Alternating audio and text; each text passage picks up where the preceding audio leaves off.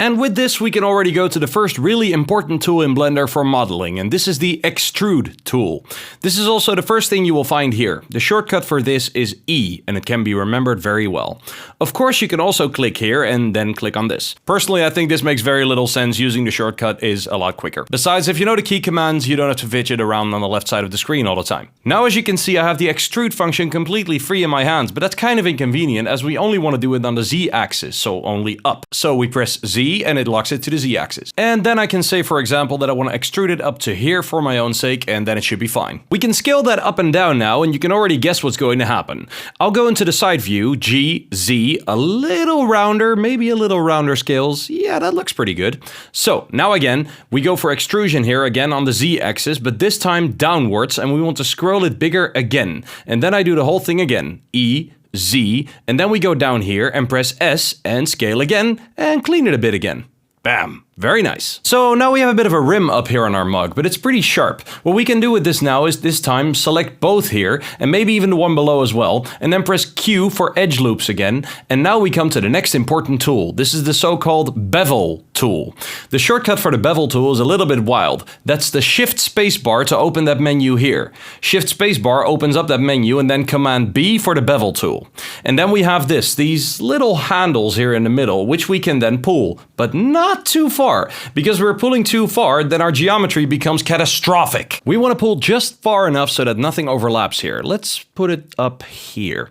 And now if I hold left and scroll up with the scroll wheel, then we can create a curve here, so to speak. And that's exactly what we want. Very nice. So now we have created the basis for our cup, but we can still see that the whole thing doesn't look so great everywhere here. That has something to do with the shading. We can fix that by right-clicking and picking Shade Smooth. And you can see it fixed it somewhat, but it's still a bit wild. We go to the object data properties on the right under normal and go for auto smooth, and we no longer have the problem. So at the bottom, we want our face to go up a little bit, like inside the cup, as you know from these cups. And for that, we want to use another tool. It's called the Inset Faces tool, and the tool is also super important and very interesting, and you can do a lot with it. That means we now press Shift and Spacebar, and we have the Inset Faces tool. In fact, it makes no difference at all if we press Shift Space at all here, or select it in the sidebar, but I still think it's cool that if you work with the shortcuts and get more familiar with Blender. As I said, if we use the tool now, you'll see this face here gets pushed over here, and it only gets pushed up to a certain point. Why isn't it pushed all the way to the top? Whoever asked this question should really turn on their brains right now, because we can now simply select this face and make it bigger and smaller. That's why the face doesn't go all the way in, but only up to 75% or so, and the rest you have to do with normal scaling with a heavy heart.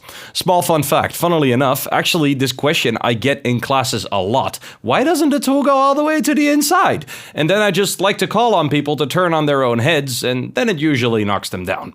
If we just delete the face for a moment, simply because we don't need it at the moment, we will select one of these edges again. Press Q, edge loops, and then we press E, and we press Z. In order to extrude the whole thing a bit on the Z-axis, we'll take a quick look at it from the side. Because it's so easy to work with this way, we'll do it outward first. You can also push it up a bit again if it went a bit too far. Then we get an extrusion on the Z-axis, press again, make it a little bit smaller, make it so small that it actually fits into our cup from below, and now we draw an extrusion on the Z-axis that's a little up. So, and now we have this setup here, so to speak, and we now also want our cup to be closed from below, even if you won't necessarily see that later in the rendering. But as far as the light is concerned, it will make a difference. To create a face between the points that you have selected, you only have to press the F, which stands for fill. So you select the points, you press F, and presto, there you go, you built yourself a face.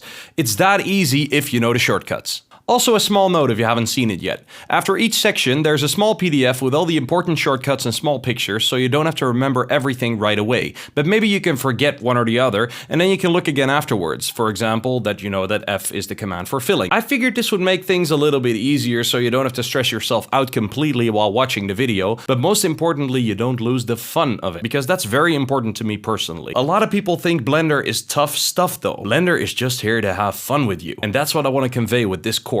In any case, enough emotional ramblings. We now choose these three edges here. We press Q, edge loops, and now we've also selected these three edge loops with it. Shift, spacebar, Command B for the bevel tool. We grab the sides and we pull them out a little bit. Again, be careful not to overlap anything. There we are, scroll the mouse wheel up, let go, bam, and we've made ourselves the bottom of our mug really nice now. So it's not like we don't have sharp edges, because sharp edges don't exist in nature. That is why most things with a sharp edge, by default, are not photorealistic. This is one of the main concepts that you should keep in mind when working with Blender. Really put your focus on it. So yeah, there we go, our basic cup shape is already quite good with that. What we need now is a lid and a straw.